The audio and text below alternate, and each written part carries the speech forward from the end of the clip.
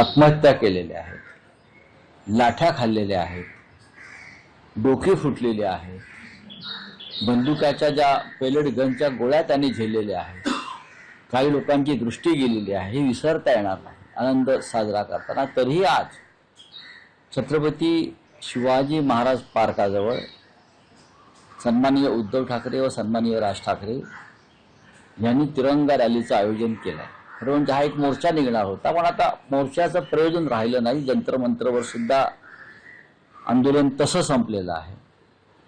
तर एक सगळ्यांना धन्यवाद देण्यासाठी एका रॅलीचं आयोजन केलेलं आहे, तिरंगा रॅली. कोणताही झेंडा, कोणत्याही पक्षाचा झेंडा तिथे फडकणार नाही, हे सगळ्यात आधी आम्ही स्पष्ट केलं.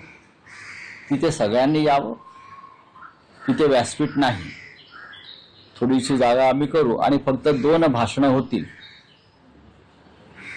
शिवसेना पक्षप्रमुख उद्धव ठाकरे आणि महाराष्ट्र नवनिर्माण सेनेचे प्रमुख राज ठाकरे, ही फक्त 2 भाषणं तिकडे होतील. आज रविवार आहे. रविवार मुंबईतल्या लोकांचा आनंद साजरा करण्याचा दिवस असतो. त्यांना आम्ही लवकर मोकळं करू, आपापल्या घरी जातील आणि मराठी माणसाची दुपार साजरी करतील. तुम्ही उद्धव ठाकरेंच्या मुलाखतीत असं म्हटलं की धर्मेंद्र प्रधानांवर सदोष मनुष्यवादाचा गुन्हा दाखल झाला. आदित्य ठाकरे जे बोलले आहेत ते, त्यांची भूमिका अत्यंत योग्य आहे. त्यांच्या हलगर्जीपणामुळे, त्यांच्या बेफिकिरीपणामुळे पेपर फुटले आणि 20 जणांवरती आत्महत्या करण्याची वेळ आली. जेव्हा एका आत्महत्येस कोणी जबाबदार असतो तेव्हा त्याच्यावरही सदोष मनुष्यवधाचा गुन्हा दाखल होतो. त्याच्यामुळे देशाच्या पंतप्रधानांपासून ते या शिक्षण मंत्र्यापर्यंत सगळ्यांवर सदोष मनुष्यवधाचा गुन्हा दाखल व्हायला काहीच हरकत नाही, जर कायद्याचं राज्य असेल तर. आता नवीन शिक्षण मंत्री आलेले आहेत, तो म्हणजे कालचा गोंधळ बरा होता अशी म्हणण्याची वेळ आहे. त्यांना विचारा नीट म्हणजे काय.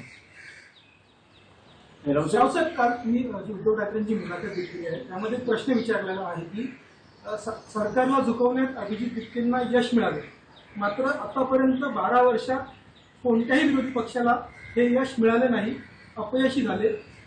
या अपयशाची कारणं काय आहेत? कारण उद्धव ठाकरेंनी देखील हे मान्य केलं की हो नक्कीच अपयश. पण आता असं आहे की तो प्रश्न मी स्वतः माननीय उद्धव ठाकरे यांना विचारला, उत्तर हवंय म्हणून.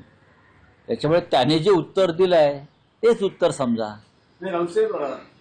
लोकांना एक नवीन चेहरा हवा होता. तरुणांची भाषा, तरुणांचे विचार हे या पिढीपेक्षा वेगळे आहेत. हे आपण तिथे ज्या काय तरुणांनी जी काय क्रिएटिव्हिटी केली ती पाहिली असेल आपण. म्हणजे शेवटी भारतीय जनता पक्षाच्या IT सेलला सुद्धा टाळं लावावं लागलं त्यांच्या पुढे. ही नवीन युवा पिढी आहे.